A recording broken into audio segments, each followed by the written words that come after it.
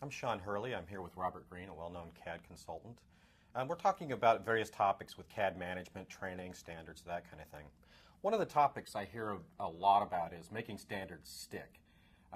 It's one of those complaints where they can't get their users to adhere to the standards. Do you have some best practices on how to make them do this? Yeah, wouldn't it be great if that weren't a problem? Yeah, it just happened.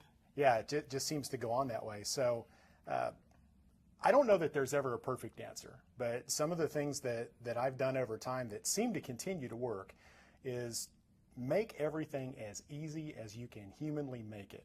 It's much more likely for people to get into a new habit or a new methodology if it's easy to do so. So I'll go into a company and ask, do you have standards? And they'll say, yes, we have standards, but people don't follow them. I'll say, well, let me see your standards. And this 2-inch thick book, dense print, hideously boring to read. Gee, I wonder why they don't follow it, because it's not easy. So we have to make it really easy for people to be standard. We have to make it easy in their environment. This would be things like toolbars and palettes and some of the things that we discussed before. But if it becomes easy for people to use it, they're much more likely to use it. Then I think there's one other problem that you have to deal with in terms of standards adherence, and that's the person who just, for whatever reason, they just don't want to follow the standards. I call them renegades, rebels. Some people call them cowboys. And the only way that I've really found around that is to kind of document what the cost of their lack of standardization is.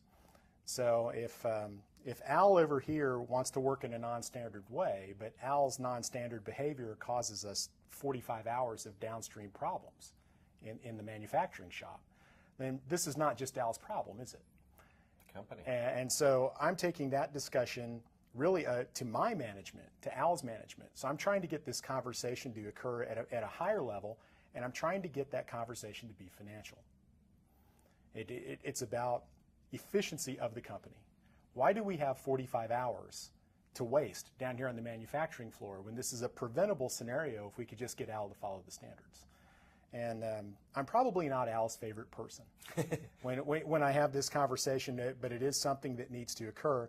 And I think CAD managers kind of have a responsibility when they see this kind of waste going on. First identify it with Al, but if Al isn't going to go along with the program, that's when you got to step into another Exactly. So action. Make it easy, and then try to manage the people who just won't get with the program by escalating and elevating that discussion.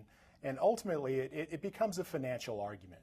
It really is. It's not about technology. It's not about what color do you like to draw, what layer do you think is logical. We have a standard here, and that has something to do with how our punch machines operate in the shop, or how our automatic plots are generated out in the field trailer.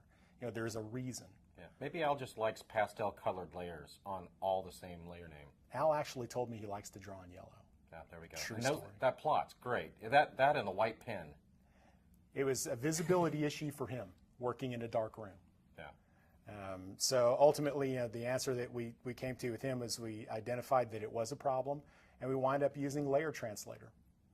That's a great So we could have a single button point of interface, so Al could work with what he needed to work with his visibility issues, and then as soon as he gets done and saves it to the network, he pushes a button, and the standards are complied with. That's a good solution. So that's what good CAD managers do, is like they kind of bend and shape technology to accommodate what users need.